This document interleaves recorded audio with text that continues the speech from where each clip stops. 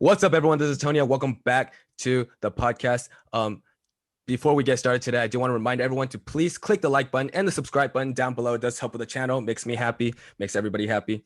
So why not do it? Also, make sure to spread some love throughout the community today. The election just happened, and there's a lot of negativity going on. So make sure everybody spread some love to each other. We're all Americans. Be nice to each other. It's gonna be great. All right, guys. So joining us today is a two-time Canada national champion and also a three-time gold medalist in Junior Pan Ams. She also prevented me from getting my last Pan Am gold medal, so I'm pretty pissed about that still, but it's okay.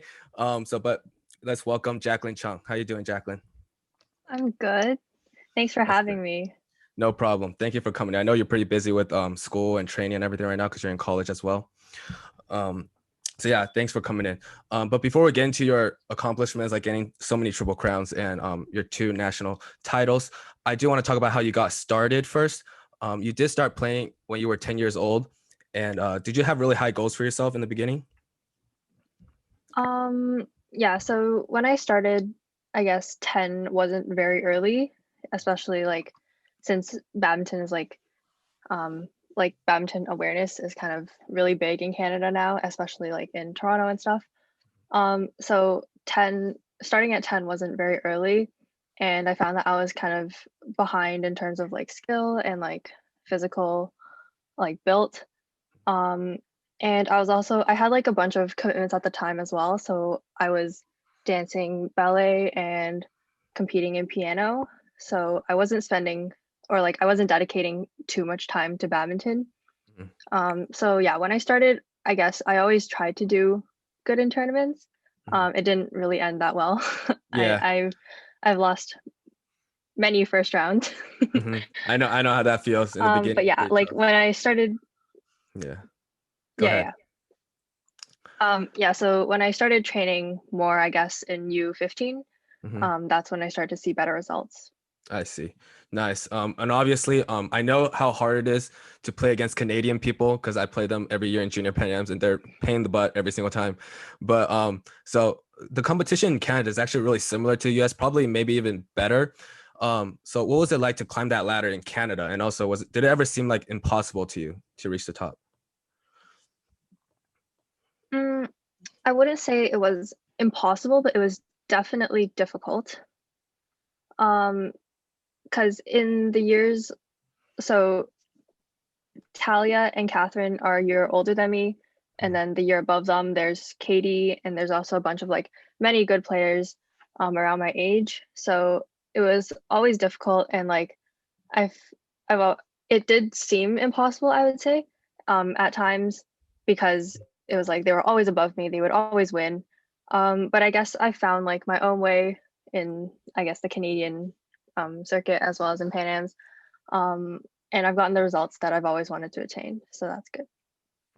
Yeah, I think for younger players, when they first start, the first few years, the competition could be a little bit suffocating because, you get set back a lot. But I think the most important thing is you just don't give up. You just keep working at it because, when you give up, you just lose the chance, altogether. But as long as you don't give up, you always have that opportunity for you, right? And after you started playing competitively, did you have anyone that you looked up to, like in specific, like a person? Yeah, so obviously as a Canadian, I'm a big fan of Michelle Lee. And I guess over the years, I've kind of seen her travel and compete around the world. And I can see now that her like experience kind of leads her, and like she does really well in tournaments now. And yeah, so she's always been a big role model, especially because she's from like the Markham, Toronto area.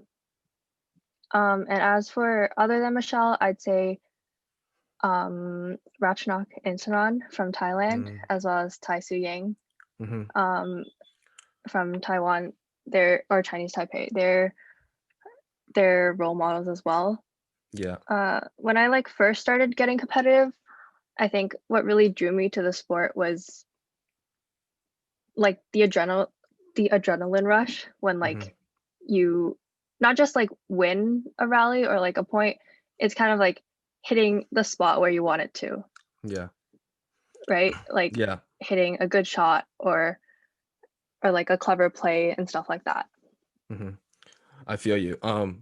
Also, you were talking about Michelle Lee. It was actually Michelle's birthday a couple of days ago. So, Michelle, if you're watching this, which I don't know if you are, but happy birthday, Michelle.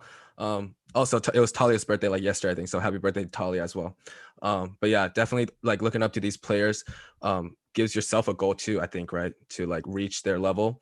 And when you start playing competitively, I think for everyone, like there's always that one tournament that's like a transition point where you begin to realize how good you are yourself. And what tournament would that be for you? Yeah, so it's always, for me, I would say it's difficult to pinpoint like an exact tournament.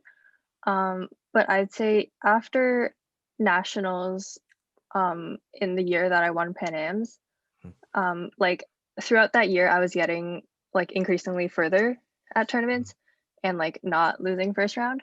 So eventually winning like a few national circuit tournaments helped boost my confidence. Hmm. Definitely. Now since you're talking about circuits, can you like explain it to everyone a little bit? Because some of the viewers are from the US where they're not really familiar with like what circuits are. Can you like explain it a little bit, like the system? Mhm. Yeah, for sure. So in Canada, for the national circuit, there is 6 tournaments, and it's usually 3 West Coast and 3 East Coast. Um, and you basically play, or you choose to play however many of those 6 you'd like, Mhm, and then there's the national champs at the end of the season. mhm, And so in total, there's 7 tournaments, and basically to qualify for Pan Ams, I'm not sure if they've changed the rules now, and mhm, like with COVID and everything, everything is up in the air. mhm, But before, it would be they take your best 3, and your mhm, national champs, your points are doubled, so that mhm. one's worth more. I see. Yeah. Just to put it into Yeah, so perspective for the that's basically it. Yeah, just to put it into perspective for like the American people, um, circuits are almost as like our super regionals. You can kind of think of it like that. And then, we get points and then we go into nationals, which is like, I think 100% ranking now. I don't know, but it's like similar to that, right, Jacqueline? Hmm. Yeah. Okay, good. So that's just a little background information. So that way, if we do talk about circuits and stuff, people can understand what we're talking about. So in 2016, you played your first Junior Pan Ams. You made it for singles, but just like most people, in their first Pan Ams, you lost like first round. What was that experience like? It was not a great experience. Yeah, it was pretty devastating. Like Hmm. now I take it as a learning experience, but it definitely hurt a lot back then. So like you said, it was my first Junior Pan Ams, and I was like so excited to represent Canada, and I'm still like very proud to do so. Hmm. But it was the first time I had like Chung Canada on my back, Yeah. so I was like, I'm at that status now, Yeah. right? Yeah. Um, yeah, so I was really thrilled to compete internationally, and I only qualified for singles, but my parents both flew with me to Peru, Hmm. and then I lost in the first round. I remember crying for like probably many hours straight, and like I didn't know what to do with myself after that game. Hmm. Um, so yeah, I think it was the lack of experience and playing on such a big stage. Um, yeah, like I was really nervous that game, Hmm. and I remember I was pretty flustered when the umpire called me on like a bunch of serves. So like in Hmm. singles, I forehand serve, Yeah. and I didn't know I couldn't drag my right foot when I Uh, served. Yeah, hmm. so they faulted me a few times for that, and then it just went downhill from there. Hmm. Yeah, Yeah. I can guess. Because like in junior pams they have a service judge, and then they kind of like they really look into it. But yeah, I actually had a similar experience. I talked about it a little in some other podcasts before, but in my first junior Pan Ams in Jamaica, it was like in what 2000. It was like so long ago, really early on, and I lost to I think Jamaica. I lost to Jamaica, which for the people that don't know, Jamaica is not the greatest country for badminton in the world. So it was really like bad experience for me because during that year I actually played really well nationally. So I know how you feel when you lose, especially with the country on your back, and like you really want to like win for the country, win a gold medal for the country, and then it just completely like you fell apart on the court, and it's just like so much pressure going on. So I definitely know how you feel. Did you go to the after party in Peru?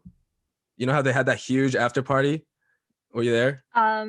Yeah, I was not feeling it. Yeah, I don't remember seeing you there at all, but I don't think we were like, I don't think we like met in the No, Peru not one. yet. Yeah, yeah. But I remember it was a crazy after party, and then one of the Canadians, I forgot what his name was, he got like super, like just super drunk, and then he couldn't. I don't know if he could fly the next day because he had a flight like right after. But I don't know. It was just I thought it was a really fun Pan Ams, but obviously for you it wasn't the same. Yeah. But yeah, but after that, eye-opening experience in the 2016 Junior Pan Ams, what did you change in your training afterwards to help you, accomplish the other stuff later on?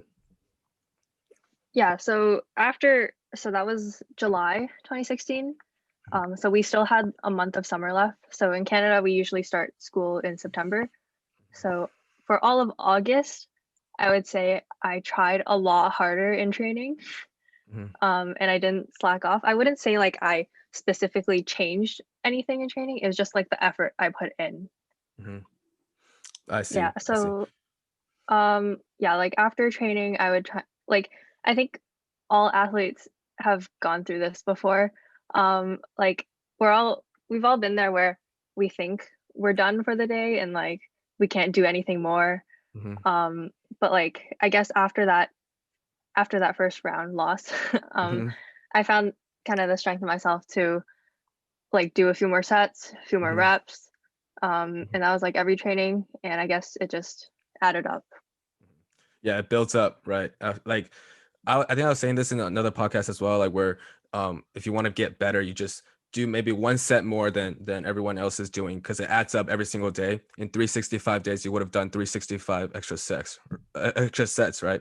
So it's very important that you have that mindset, and I think it helped you a lot because obviously you accomplished many great things after. But before you redeemed yourself in Junior Pan Ams, you actually won in 2018 two national titles in Canada.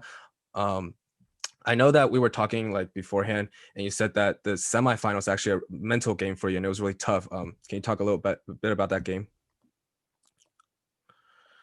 Yeah, so like I said, for um like our system to qualify for Pan Ams, um, so that national champs in 2018, that semifinal game was in doubles with me and Tiffany. It was kind of between us and our opponent. So whoever got to the finals would have enough points to qualify for Pan Ams. Mm, So that was basically that's like the backstory, I guess. mhm, Um, that match, I'm not sure if it went to 3 games or not, but I just remember like in the middle, basically, I kind of lost track of what I was doing and I was worrying like a lot about whether I was going to qualify or not, and if I would only be able to make it for 2 events or mhm, not, or just, yeah, not all three. mhm, So yeah, my coach that game and Tiffany helped me get through that and like make me like they made sure I focused on the actual game in mhm. the present instead of like the qualifications and stuff. Yeah, definitely. Like that kind of realization that how important the game is, like that kind Mhm. of pressure, all of a sudden, like the whole mood changes and you're just kind of like in your own head. I know how that feels, but it's really hard for somebody to get out of that during a game, especially because like everything's so fast and every single point passes by really quick and you got to be able to change when you realize it, right? So Mhm. that's a great thing you did. You were able to come out of it. A lot of people wouldn't be able to do that. But if you were to give some advice to these younger players, if they run into the same problem, what would it be? Yeah, so the same thing actually happened to me in World Juniors. We can talk about that later. Hmm. But Yeah. I think what I've learned from both experiences is basically think of like only focus on the shot you're hitting or Mhm. that specific rally, right? Like don't think about am I going to win this game or even this interval, right? Like just think small and like zone into the moment. Mhm. Because once you think about like the big picture, everything just kind of you kind of lose your bearings on court. Yeah. So Yeah. yeah, just focus on like that specific point. Yeah, that's really good advice, because sometimes when you think about that stuff, it really distracts you, and it's more important just think on the strategy. When you like focus on the strategy, you kind of just forget everything else because you're just focused on like executing that thing that you're thinking about, right? So that's a good advice. In the same year, you won Triple Crown in Junior Pan Ams in Brazil. You redeemed yourself from that first round loss in 2016. It's a great accomplishment. I want everyone to keep in mind though that she actually won the Triple Crown in U17. Okay, like so it's a lot more difficult as you get older, right? Because it's a lot faster, rallies are longer, and it's just really tiring. So how was playing that tournament for you, and like how tough was it to play like 3 finals in the last day? Yeah, so playing through finals is always pretty stressful. So in that same year, I actually played 3 finals at our provincial championships, so Ontario championships, as well as the nationals. And both times I lost in provincials, I lost in doubles in the finals, and then I won singles and mixed. And then at nationals, I won singles and doubles, but lost the mix. So yeah, that specific year, I had a lot of experience playing through finals, but I always came up a bit short. So in those previous tournaments, like I was pretty disappointed with my performance, and yeah, like I wasn't playing well. So this time around, in Brazil, I was really determined to just put on a good performance and make less unforced errors. And like I said earlier, I tried my best to focus on each individual point in each game. Yeah. Yeah, it was probably really tiring, right? Like extremely tiring to play 3 finals, like to get all the way in the end, right? Because I haven't won much Triple Crowns, but I have gotten like into finals for all 3 events, and I know how tired to the last like finals game. It's just like you're just like crawling on the court, just trying to finish the game, right? And it's just extremely tiring. So a lot of props to you for that. And now we're getting to the part that I've been dreading for a long time. I actually have a surprise for you. You know, Jacqueline doesn't know this yet, but I have a surprise for you. Thanks to Jacqueline Zane, my mixed partner at the time, I actually got hold of the footage of Oh no. of what happened. Okay, now everyone. Okay, just to give everyone some background information, one of the gold medals she won was against me and Jacqueline. Okay, that so what happened was in the third game, we played till 3 games. In the third game, it was 19-20. We were losing 19-20, so they needed 1 more point to win. And something happened that just crazy. Okay, okay. After that game, like I'm fine with it. Like I'm over it, whatever.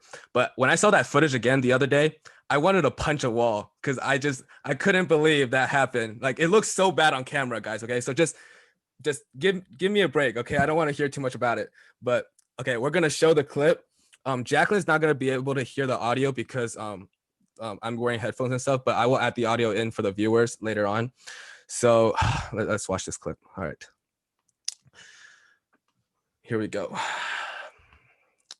I'm gonna turn off the volume on this one because I don't want to hear it. Because what happens is everybody starts stomping on the ground and stuff, and it's ridiculous. I don't want to hear it.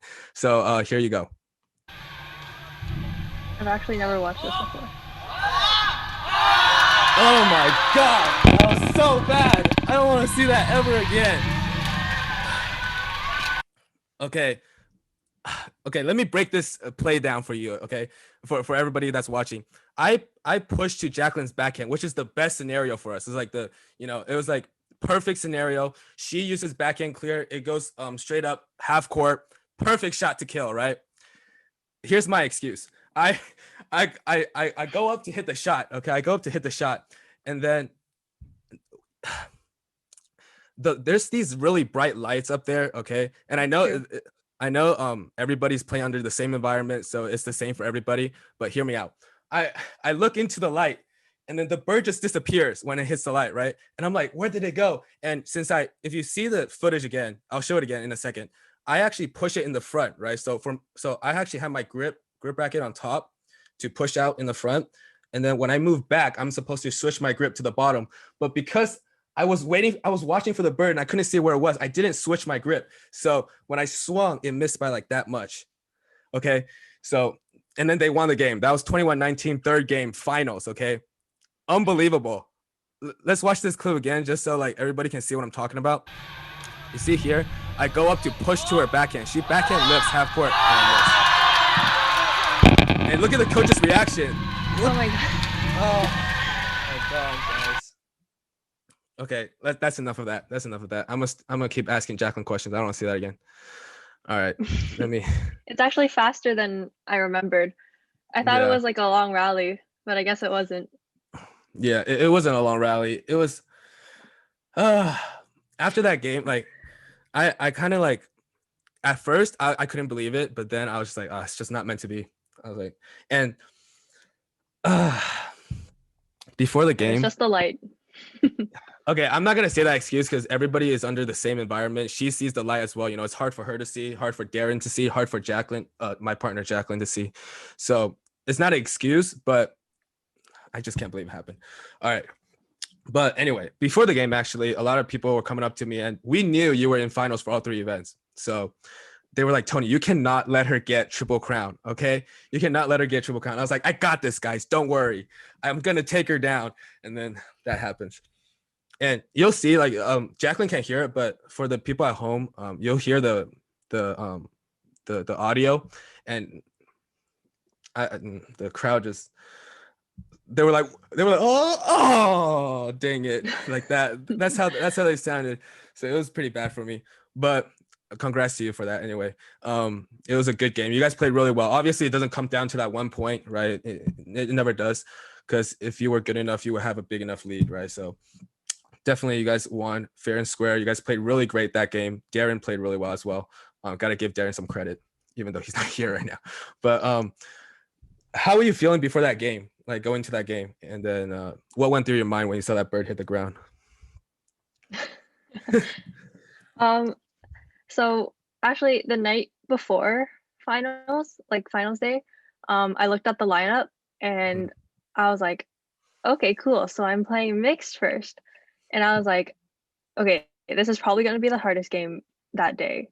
So, because both you and Jacqueline are really strong. It's weird saying Jacqueline because I'm Jacqueline too. Yeah. But yeah, like I was feeling pretty confident about singles and doubles. So I was like, okay, basically the first game is going to be the hardest, I think. Right. And I was like, I'm just going to get through it. Like, hopefully I do well. If I don't, then that's too bad. But yeah, so going into the game, I was pretty nervous because I was playing you and you'd won. You and Jacqueline had won, I think, second in 2017. Something like that. I don't remember. But yeah, but you guys went like really far into the tournament. So I was pretty nervous, and I think we lost the first game. Like, it wasn't too close. And then like we picked ourselves up in second and third game. And then that last shot, it was like that was a pretty short backhand clear, right? Yeah, it was short. In my mind, I was like, okay, great, we're gonna have to play deuce again, right? Because actually that tournament, I'm pretty sure in the quarters and semis, I played US teams as well. Yep. And both of them were also like, those were pretty close too. We went like to deuce and stuff. So I was like, not again. Yeah. Yeah, and then from the recording, I think everyone can see. Like after that shot, I didn't even know how to react, and then I think it just ended with like a really awkward hug with me and Darren. That was pretty awkward. Like looking back on it, we were like really far. Yeah, I mean, I don't think you guys expected it. You guys are like, what happened? And then you're like, oh, we won. And then it was a crazy shot. But after the game, what was that coach's name? Your coach, the woman. I don't know her name, but what's her name? Jennifer. Coach Jennifer. Oh, she's actually the coach in is it Mandarin Badminton? It's your club, right? No, she's the coach at Lee's Badminton. It's her own club. Oh, right. She's the coach at Lee's Badminton. So Coach Jennifer came up to me after the game, and she put her hand on my back. She's like, Tony, if you hit that shot down, I don't know what would have happened. And I was like, I know. Like, I was like, oh my God. Oh, that, by the way, a lot of people don't know this, but that year I was going in like just gunning for the gold medal, right? I was just gunning for the gold medal because I wanted another one. And like, nothing was gonna get in my way of getting that gold medal, in my head at least. Okay. But then the stupid light, I'm telling you, that happens, especially in Junior Pan Ams, like, because like the environment is different. Sometimes there's wind, right? Sometimes there's wind in some venues, and then the light is different. Sometimes it's really high up, right? The gym is really big, so it affects like everything, right? But as players, as athletes, we need to just deal with it, right? We need to deal with it. It's something that, you know, everybody has to go through. It's not just yourself, right? So it's not a good excuse, but I still can't believe that happened. But anyway, after your accomplishments in 2018, did you feel like there was a huge amount of pressure on you after that? I don't think so. Like, I took it more as like I was proud, obviously, of what I've done. Um, but I took it more like as motivation to keep these results coming and like go on to play more like bigger tournaments, like senior tournaments. Um, yeah, I was actually planning to like I played senior tournaments and then I was planning to play more internationals like this summer, but then COVID. So COVID. Yeah. it yeah. So it wasn't too pressuring for you. It was more just motivation. That's a Mhm. good way to think, because for some people, you know, once they start winning some championships, some titles, some gold medals, it becomes really like, it's almost as if they go on the court with these medals around their neck, right? Because like they have that pressure just weighing them down. So, but it's actually really good. That's a good mindset to have. A lot of younger players should follow that, definitely. But fast forward a year later, you played the 2019 Junior Pan Ams, and I understand that you didn't expect to make it to the finals. Like, why didn't you expect that, and what happened? So it's kind of funny because I was actually just short of qualifying for singles in Mhm, 2019. So I wasn't supposed to play. But actually this is pretty fitting because thankfully Talia, whose birthday mhm, was yesterday, mhm. so happy birthday. Yeah. Um, and also thank you for pulling out of the tournament.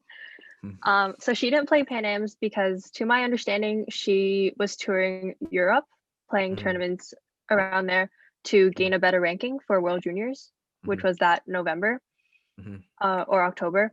And then so I basically took her spot um, as like the next Canadian. mm. So yeah, so I was the sub for singles. I And see. then when the draw came out, I was like, okay, great. This is a very hard draw. I if so I was pretty confident actually about winning the first two rounds, which I did, and then I played the quarterfinals against Wendy Zhang from Mhm, British Columbia. mhm, And as we all know, she's a very strong player, and my win ratio against her was non-existent, so I had never mhm, beat her before and lost mhm, numerous times. So I was just going into the game like no pressure. Um, I'll just try to play my best, and I mhm, actually won that game. So that was very surprising. mhm, And then onto the next round, I played Eliana Zhang from mhm, Quebec, and my win ratio against her was like 1 to 6 or 7 or more. mhm, So I'd only beat her once and lost once again numerous times. mhm, So I I won that game as well in 3 games. So yeah, mhm. as you can see, like I wasn't really expecting to play the finals. I see. Yeah, I think it had a lot to do with like just not having that pressure, right? To like just win every Hmm. single game, because it was already a tough opponent, and you just went out there, like put everything out on the court, and whatever comes happens, right? So I think when you like get rid of that Hmm. pressure, it helps a lot, right? Yeah. And in Yeah, 2019, definitely. besides the junior Pan Ams that you played, you also won a triple crown in the adult national circuit, um, which is just to explain a little bit, the adult national circuit is basically the same thing as junior. It's like the same system, but it's for adults. Okay, just a little background for the viewers. But what was your experience like playing with and against older players? And how did you feel like playing the finals for that tournament? Yeah, so playing with and against older players Mhm, is really different from playing with juniors. Like they actually kind of take a step back and think about where they want to hit, and like they're really smart with their placements. I would say that's kind of the biggest difference, I would say, between Mm-hmm. juniors and seniors. Mm-hmm. Yeah, like I remember after the finals, I was pretty mentally exhausted after the tournament because I had to think really hard about like where I wanted to hit in like a really short amount of time. Yeah, definitely. For the finals, like I can't imagine like playing adult tournament, reaching finals for all three events. Like that must be like extremely tiring, cause especially for singles, because in adults, like the singles matches are crazy long, right? I don't know if that finals match was long or not, but I'm guessing it was really tiring, just dragging back and forth, one shot after the other, and then just kind of, wearing each other out. Was it like really tough to just withstand that day, just getting through it and all? Yeah, like I actually played singles first. So I was feeling pretty good about that, Mm-hmm. like physically at least. Um, and yeah, so singles was a 2 game match, but it was like the rallies were really, really long. Mm-hmm. And then we played doubles, which was also long because as we all know, women's doubles is like Yeah, it's like long, singles with four long people. rallies. Singles with Yeah, four people. literally. Yeah. So yeah, that was a hard match as well. Mm-hmm. And then yeah, the mixed game was a 3 game match, so Mm-hmm. that was hard as well. Yeah. Are you ever tired in these days, or you have enough stamina to just get through it? Like it sounds like it's pretty like it's like everyday work for you almost. No, I'd say it is pretty draining, Mm-hmm. um, especially because I'm playing older players and they're more stable and like cool-headed. Mm, I think that tournament I didn't feel tired until after. Mm-hmm. Like I really felt it in the days after. I was like so sore. It was like that adrenaline rush that kind of just Hmm. pushed you through it. You don't really think about it. Yeah, definitely for sure. Hmm. You also had the opportunity in that year to play the 2019 Junior World Championships with Colin Jia, good friend of ours. And what was that experience like? So first of all, playing World Juniors is like a huge thing. Mm-hmm. Um, I got to see world-class players play like literally in front of me. Mm-hmm. So that was really, really cool. Mm-hmm. Um, I'd say what was different was like the atmosphere as well. So I think in previous podcasts when you were talking with Dawn, um, like the Indonesians, holy, Yeah. they're like they scream and yell Mm-hmm. and like they're singing while the rally's going on. Mm-hmm. And like yeah, it was crazy. But as for playing individuals with Colin, so I mentioned this a bit earlier. Um, I was nervous and also okay, so another backstory moment. Mm-hmm. So out of the 3 Canadian teams, there were there was us and then 2 other teams.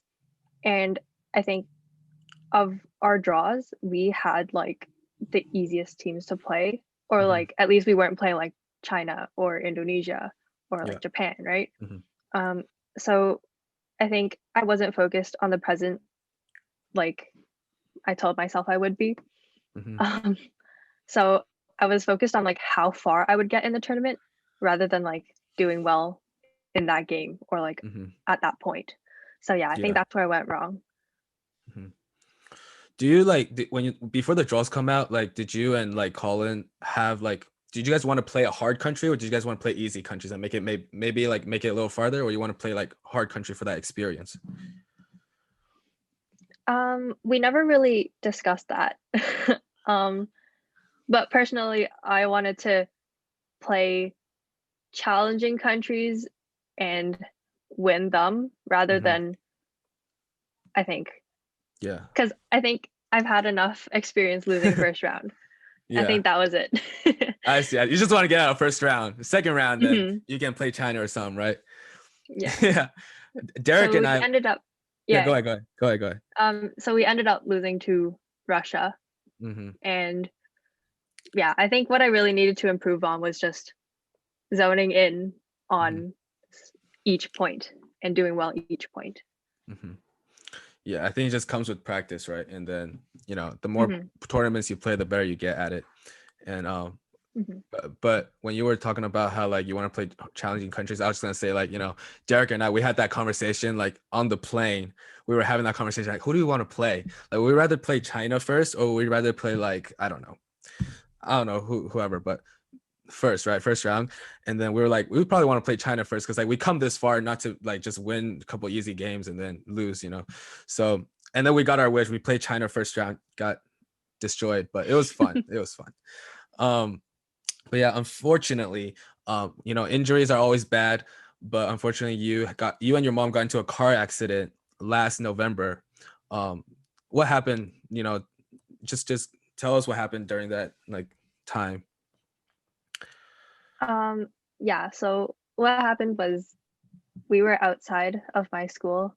It was like after school, and I think the person behind us was rushing, and it was like stop and go traffic, is like we all know the after school rush. Yeah. Um, and then so they hit us from the back, and I was sitting in the back, so I got most of it in my lower back, Hmm. and my mom had like her back was stiff, but she got out of it pretty quickly. Hmm. So I guess the entire process of recovering was really frustrating. Hmm. Um, like the first month or so, I could I couldn't really sit for a very long time. So like I Oh, okay. couldn't study, I couldn't really do anything for a long time. Hmm. So yeah, that was frustrating. I had to keep moving around and stuff. So I stopped training last November Hmm. and only started training like September of this year. Oh, that's like a long time. That's like Well, almost yeah, a I year. was I was going to start in like April, I think, Hmm. because that's when I like kind of fully recovered. Hmm. But then COVID COVID. closed Hmm. everything in Canada. So Yeah.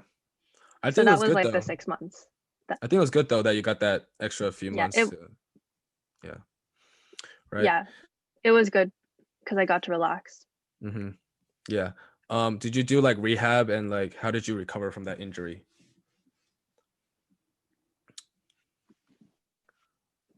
So I went to my chiropractor who also does acupuncture. Hmm. So it was the acupuncture that helped me a lot. I see. Did you like was it And like during oh that like, time, like I sorry. no, go ahead. There's like a delay. There's like a slight I delay. actually So played, but go ahead. There's like a slight delay, but go ahead. Go ahead. yeah, there is. It's probably my Wi-Fi connection, but that's okay. It's all good. It's all Um, good. so like during that time, November to March, I Hmm. just played tournaments because of commitments to partners. Hmm. So, So yeah, I was moving, but it wasn't very great. oh, I see. I see. So you kind of just had to like get through it, even though like it was painful. I know how that is. Was there ever frustrating times where like you're like just like rebuilding and like kind of like trying to get back, and then you feel pain, you have to stop during training, and then have to take a break, and then stuff like that? Yeah, so I pulled out of a lot of singles events between November and March, which wasn't ideal because that's what I like to do. Mhm. So yeah, it was good though because I actually found that moving and like sweating and stuff while playing tournaments, that was good for like recovering my back. Like as Mhm. long as it wasn't too strenuous, Mhm. it was actually better than just like lying down or sitting. So Mhm. it helped in its own ways. Mhm. Yeah. Was it like for your back? Was it like muscle injury, or was it like the bone structure? Like something happened, like where it kind of like pushed a little bit? It was my SI joint was stuck. I I took don't know how to physio, but explain I it. have no idea what that is. I took Yeah. honors physio, but I have no idea what that is. But yeah, it's slightly shifted, right? Slightly shifted. Yeah. Yeah. Yeah, that's gonna be a little more severe than like just some muscle injury. Because if it was just muscle, it will heal up and then do some rehab exercise and you'll be good, right? So Hmm. it's a little worse than that. But after your rehab, you actually won your third Triple Crown, and it was in the national circuit. What was it like playing that tournament, having that injury, and also like just like the steps that you took before games, after games, stuff like that? Yeah. So that Triple Crown was the Toronto Junior Open in March. So just for like a timeline. So I was injured in November, and then I played this tournament in March. So it was actually the last tournament before quarantine. So it was kind of when the COVID cases went up in the Toronto area. So they didn't allow audience and like parents to come in to watch. So it was just the athletes like in, play, out. Um, so by then my back didn't hurt as much, and like I obviously still needed to stretch and roll and like do rehab exercises after each like day. But I think as for like playing the tournament with my injury, I would say it actually allowed me to gain perspective on how older players play, right? Like they play with most likely less training. Like I'm not talking about those who are going towards the Olympics, but like in general, usually Canadian players who are in like the older circuit, they don't train as much. And I think it really like my injury helped me gain perspective on how or why they would do that, or like on like how they play, if that Yeah. makes sense. Like I Yeah. played more safe, much more safe than I would before. And like for those who know me on court, I tend to go for pretty risky shots. And sometimes it works to my advantage, and more often than not it doesn't. And usually I either like lose that point, game, or even match. So at TJO I played much safer, and I guess my opponents were just more rushed than I was. Just kind of like protecting yourself, right, during the game, because you don't want to get hurt again. Because I don't think what people don't realize is once you get hurt and it's like a serious injury, like for example your back, right, where your joint was shifted, and also I had an injury on both my knees where I had a partial tear in my patella tendon for both of my knees. So it's like these injuries, when people don't realize how tiring it is to take care of it after the game, before the game. It's just doing the same thing over and over again. All the stretching, all the ice or whatever you need to do. It's just so tiring, right? Like sometimes off the court, like those stuff is like a lot more tiring than just actual playing, right? Would you agree? Yeah, definitely. Yeah, it's just it wears you down mentally too. Like, it's just crazy. So I'm really happy that you were able to come back from it and then win a triple crown. Just so tiring. How can you have an injury and win a triple crown? Like it's so tiring because it wears down your body a lot, and like it's just props to you. You did great for that one. Thank you. I'm also aware that you train in the Mandarin Badminton Club, right? Which is also where Brian Yang. For the people that don't know, Brian's just next level. Okay, everybody knows Brian. If you're watching this podcast, you probably know Brian. And Catherine Choi also trains there, right? So what was it like to watch these players train, and like how did it affect your game? Yeah, so they definitely motivate me to train harder. It's really cool to see like the effort they put in and day out to be where they are now. I can't say the same for myself. There are days when I slack off, which might not be like the most ideal. But like I do pick myself up and work hard. And like to those who are watching, I encourage like you not to be discouraged if you're not seeing results now. And like when you see top players like Brian and Catherine, like when you see their results and how they play on court, that's like the result of their work ethic and how hard they work every day to be where they are. Definitely. Before I go into the next little question I have, this is also a reason why I want to do this podcast, right? For us junior players who doesn't get a lot of recognition for what we do, because we put in a lot of work, Catherine Choi, I think she's like recently just got out of juniors, right? Got out of juniors.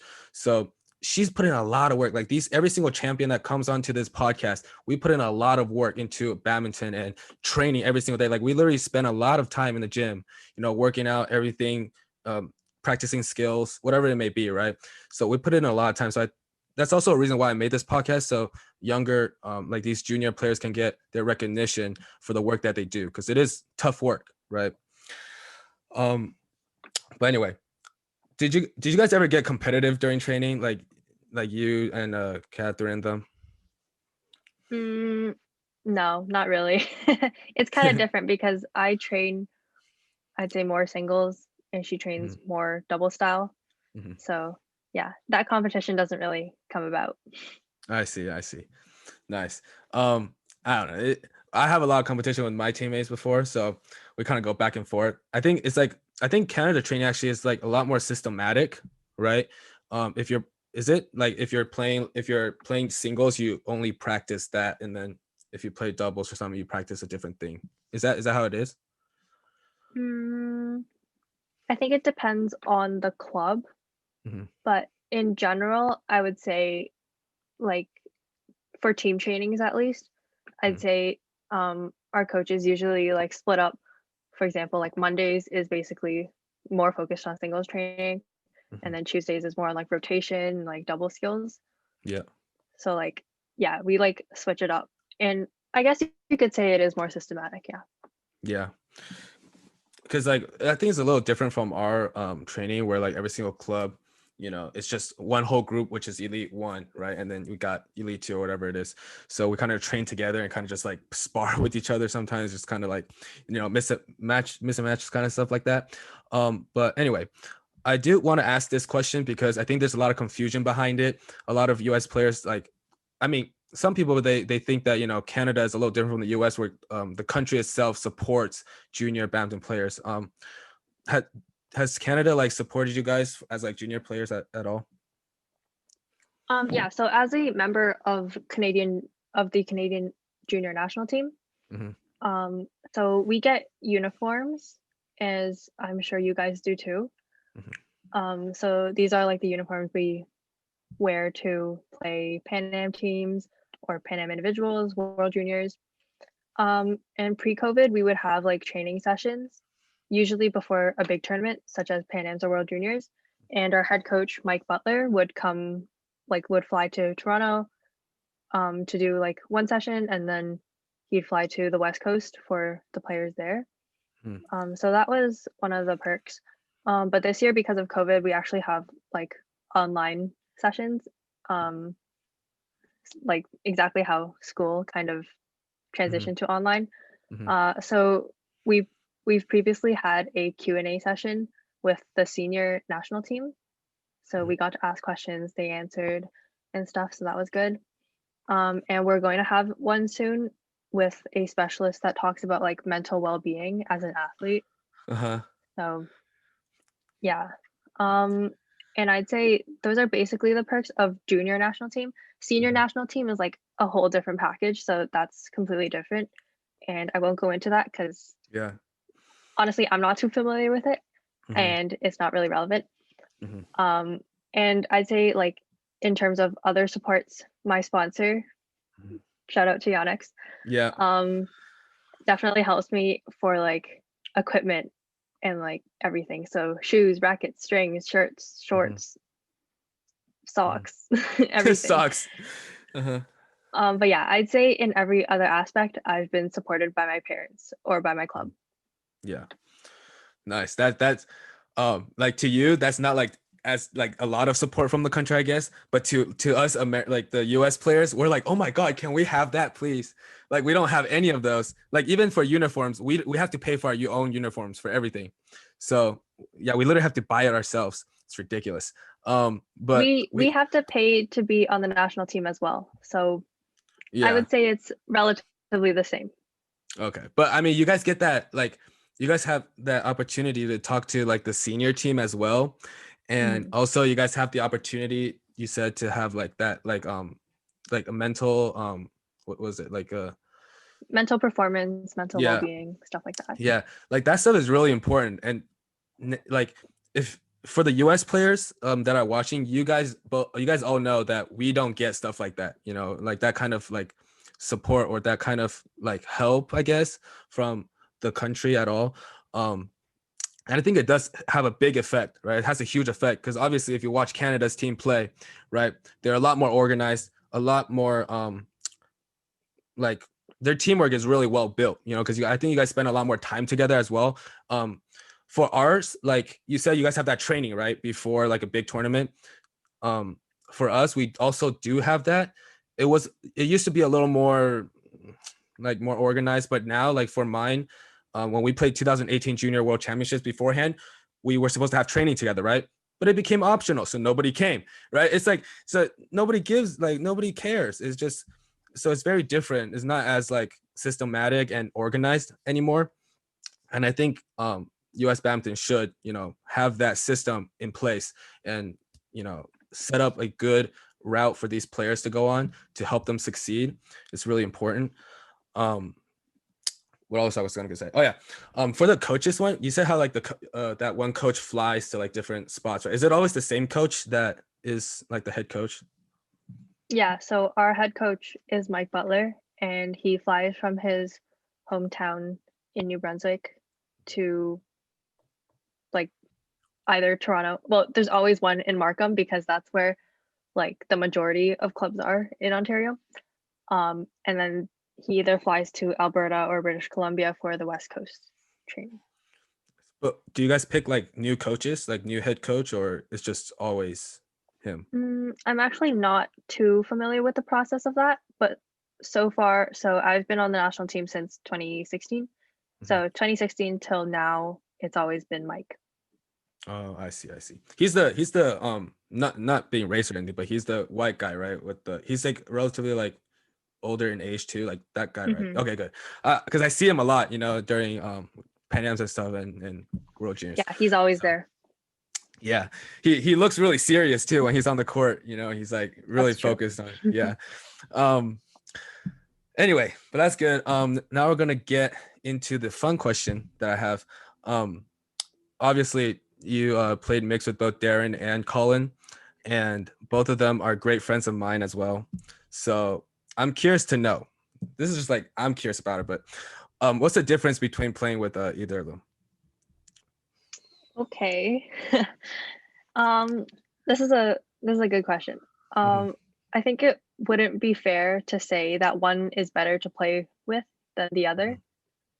I think it was mainly because of the timing. So like since I started when I was 10 and all the way till U17, I would say I do not know how to play mixed. Like even in that recording there, you can see like why am I at the back? Right? Because it's not the most ideal position in mixed. Like most of the time, I mean. Like obviously there will be times when the girl has to be at the back, but most of the time, like I would say when I played with Darren, we were playing more kind of a double style. I don't know if you felt that when you were playing us, but yeah, it was more doubles like. And as for Colin, like starting U19, I played with him, and that was when like our coach like really coached us in the mixed style, and that's when I started playing more mixed instead of doubles. So yeah, I guess that's the main difference between playing with those two. Darren was more like my male doubles partner, if that makes sense. Wait. Does that mean Colin's the female doubles partner? Whoa. No, he was like an actual mixed partner. Okay. Oh, so Colin's the actual male mixed partner, and then you mean when you play with Darren, you were like the guy as well. That's what you're saying. Sum it up for you, right? Like it was like playing doubles. Sure. I mean, I kind of had that feeling when we were playing against each other because I played against Catherine as well. I felt like it was very similar. Like you were coming up as like another Jacqueline. I mean, not another Jacqueline, as another Catherine almost, because you guys were both physically well built, I guess you can say, and you guys like to attack a lot, like in the backcourt as well. You guys like to attack, and so I saw that little similarity between you guys. So a little bit kind of like double style, as you can see in that one recording where, you know, Jacqueline was in the back. Normally the girl would not be in the back, and I caught that. Anyway, but yeah. Moving on. Moving on. Now we're getting to the viewers' questions. The first one, are you going pro? That's actually a very popular question among people. Yeah. I've been asked that question a lot. So I'm currently studying at Western. But I will be playing national and international tournaments. Obviously everything is still up in the air now. Because like tournaments have been canceled, things are postponed and stuff. But yeah, it really depends on schedules and how things work out. Yeah, because school's always going to be first now, right? As always. Yeah. By the way, congrats on getting to Western. Thank you. And you too. Thank you. I like this question. I want to know the answer to this question as well. Who's your favorite mixed and doubles partners? This is good. This one is tough. I'm gonna have Colin and Darren on this podcast sooner or later, so I can confront him with it. So let's see. I'm curious to know. Okay. So let's start with mixed. I think my favorite mixed partner to play with would actually be someone who's not in juniors, and he's a senior player. His name's Jonathan Lai. She's avoiding it. No, I'd say playing with juniors is all like pretty similar. Like my experiences have been pretty good with playing junior. But yeah, I'd say my favorite mixed partner would be Jonathan Lai, because we played the senior tournament together where I triple crowned.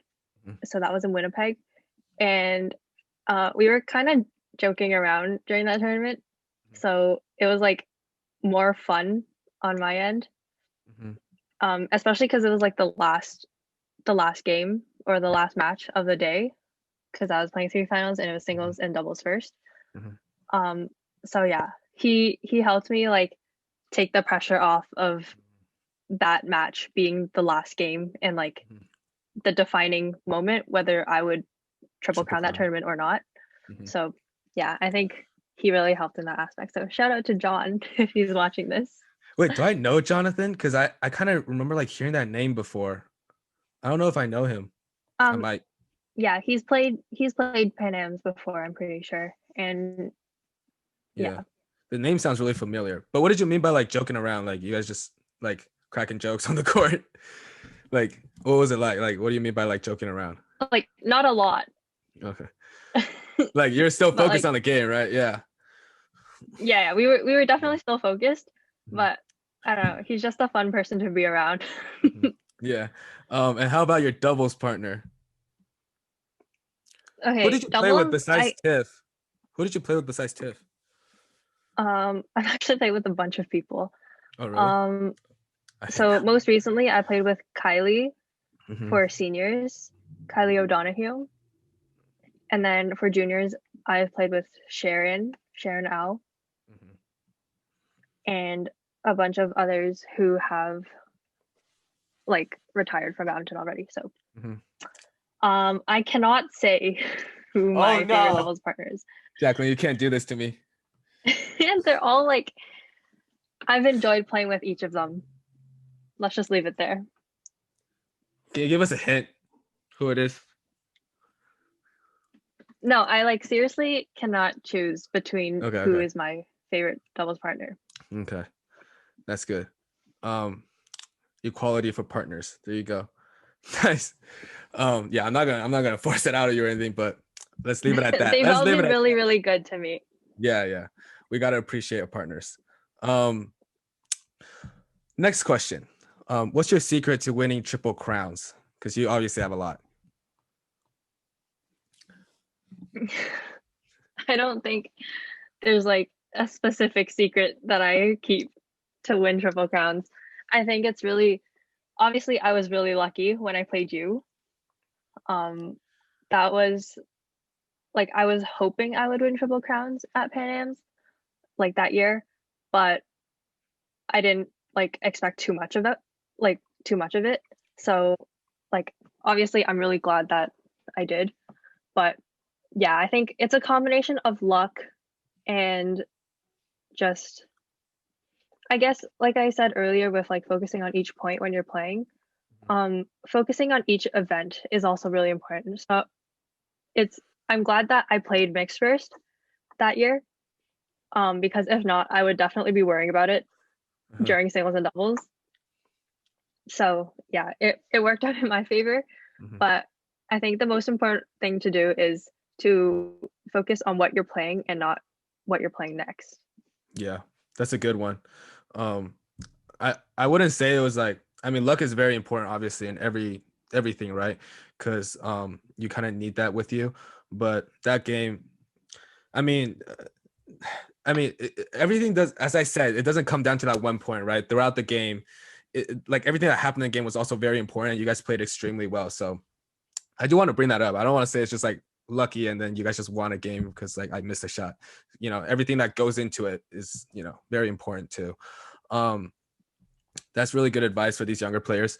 Do you think you would keep playing like 3 events, in the future, or are you gonna start cutting down? I'm definitely gonna start cutting down 3 events. Like number one, having to worry about partners and commitments and stuff like that gets harder as you get older. Mhm. Um, I'd say like when you're young, your parents just kind of make the partnerships and then you just go with it for Yeah. that year or that season, right? And then like your parents plan the competitions Mhm. or which tournaments you're gonna play. Your parents figure out like the financial part of stuff, right? Mhm. So I think as you get older, or as I get older, I'm gonna focus more on singles. I will be Mhm. playing like doubles and mixed, but like more on the side, I guess. Mhm. Yes. That's I realized that too, towards my last few years. After I got my injury, I was like, "Ah, yeah, this is not gonna happen. There's no way, Hmm. because I used to play 3 events as well. And after I took down just one event, I think I took out singles, right? Oh my god, so much easier. All of a sudden, it's like after like the second day, you're still feeling fresh and you're like, oh my god, this is great. Like, it's completely different feeling. It makes a big difference actually. But anyway, on to the next question. What magic did you use to make Nicole serve out and Tony miss the smash at 1920? Just to give a little background for Nicole, Nicole played Jacqueline same year in the semis final with Derek. And what happened was same thing, third game, 1920. Nicole was serving to, I think, Jacqueline or Darren. I think it was me. Yeah, to Jacqueline. And Nicole didn't want to serve short, so she flicked it and she flicked it out. So that's just a little background. But yeah, go ahead, Jacqueline.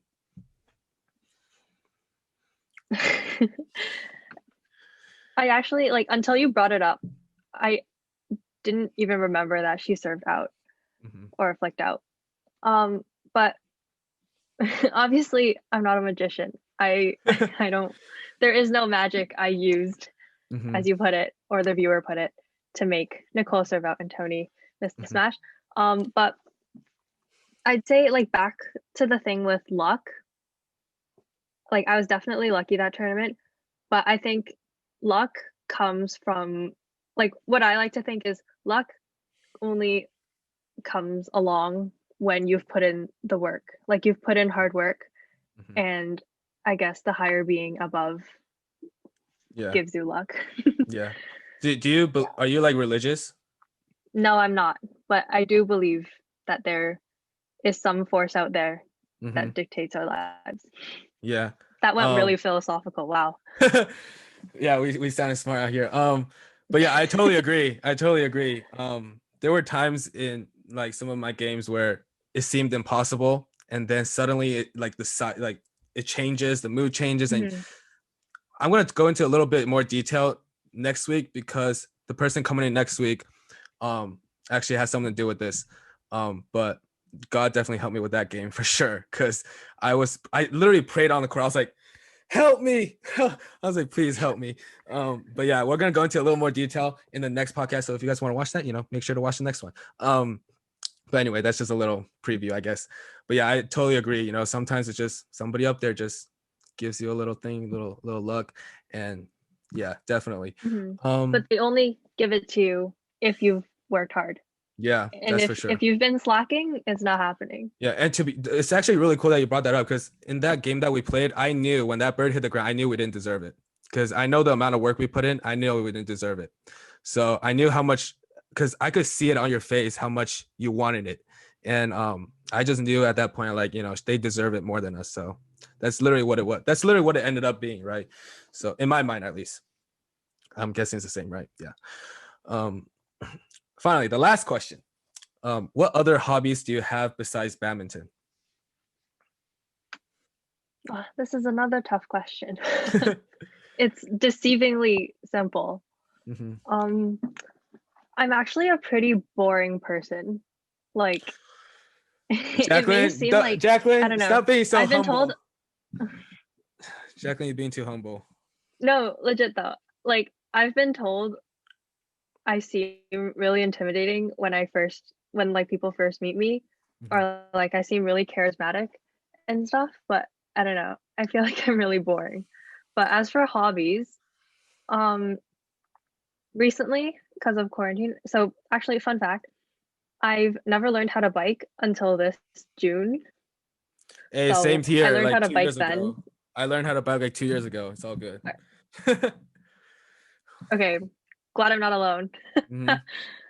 But yeah, I've been biking a lot over the past few months. And even now when it's cold, like warmer days when it's sunnier, Mm-hmm. um, yeah, I still bike. I bike with my dad. And I feel like it's a really good study break thing to do. Mm-hmm. Because when I've been studying for a long time and Mm-hmm. like I just can't look at my screen anymore, I'm like, okay, dad, we're going out. Mm-hmm. So yeah, we bike for it's not even like a long time, like 20 minutes around the neighborhood, and then I'm good to go. Mm-hmm. Definitely. Is Um, it? Go I'd ahead. say other hobbies. I think I'm a naturally curious person, so Mm-hmm. I always try to like find things to learn Mm-hmm. and like I keep trying to learn something new. Over the summer, so like in Canada at school we only learn English and French because those are mandatory. Um, but I've actually never taken a Spanish course, so that's what I was trying to learn. I stopped for a bit, but yeah, I've been trying to learn Spanish. Mm-hmm. Those are Nice. basically my hobbies. Well, well, actually, before I ask this one, um, you said like in school you guys mostly learn like English and French, and I've been to like different places in Canada, and some people they have accents, and then some don't. Why is that? Mm, so people in Quebec usually French is their first language, Mm, or at least the first language they learn. So, and oftentimes like people immigrate from French speaking countries to Quebec mostly. mhm, Like they are scattered around the rest of Canada, but I'd say mostly they're centralized in Quebec. And Quebec is huge, right? So, um, yeah, I think people with accents would most likely be from Quebec. mhm. I see, I see. I think I remember one of the earlier Canada Junior Pan Ams. It was probably near there because like everybody had like an accent. And I was like, wow, I thought Canadian people didn't have accents. But anyway, that's just a fun thing I want to know. I want to find out. Um, since we're talking about hobbies, we were talking a lot before the podcast, and you did mention how you do work for these nonprofits. Can you talk a little bit about that? Yeah, so currently I'm a writer for the Starfish Canada, and I'm also a part of another nonprofit, which is the Canadian Courage Project. So I'll talk about the Starfish first, I guess. Mhm, So it's basically like an environmental blog, I would say, where it gives like young writers a platform to kind of express their ideas and stuff. So I've actually written an article over the past week, and it'll be published like throughout, well, between now and like the end of November, because this month is Starfish's for 10th anniversary. mhm, So this month they're posting um articles where it's like 10 ways to do this, or like 10 things to look forward to, or 10 of our past articles that were like the most popular based on like views and counts. So yeah, if you wanted to check that out, you can do so. It's thestarfish.ca for all our Canadians. mhm, Um, and as for the Canadian Courage Project, what we do is we strive to provide relief for homeless youth with pets in the GTA. And we're starting with the GTA because it's more manageable for now. But as our team expands, we'll kind of spread throughout Canada. And most recently, we had a fundraiser, which was Warmth for Winter. So it was like a virtual walk, run, or bike fundraiser where you would put in the sign-up fee and we would take 100% of our proceeds, and we're going to make care kits for, so like PPE items or like just warming like jackets and stuff for homeless youth. And we're gonna be doing that. So if you'd like to donate, you can go to the link in my bio on Instagram. And yeah, so basically, like, I guess these could count as my hobbies because these are things I'm like really passionate about and kind of things I always wanted to do throughout high school, but I couldn't because of badminton, training, traveling, competition, and stuff. So I never really had the time to do so, but I'm doing them now. So I guess that's what matters. But yeah, to all my Canadian viewers, if you'd like to donate, you can do so to either website. Perfect. Thank you, Jacqueline. Yeah, I think it's really important we protect our environment and take care of the homeless as well, because we do have that same problem in the US. So to the US viewers, make sure you guys take care of your environment, do what you can to help out, because it is not great these days, especially in California with all the smoke and stuff. So definitely everybody should be raising awareness and paying attention to what's happening around our world, right? So that's really great. Thank you, Jacqueline, for like doing that stuff for the community, for the Canada community, because that's strictly for Canadians. But of course, I think if the US people want to donate, they can still donate, right? Yeah, for sure. Yeah, so help out the Canada community, so yeah, definitely donate. Check out the link on Jacqueline's bio. And that's about it for today. Okay, that's gonna be the end of the podcast. So thank you, Jacqueline, for coming in, giving us your time. And everybody else, make sure to click the like button and the subscribe button down below. It does help with the YouTube algorithm and it makes me happy. But besides that, thank you guys so much for watching. And once again, thank you, Jacqueline, for coming in. Thank you for having me.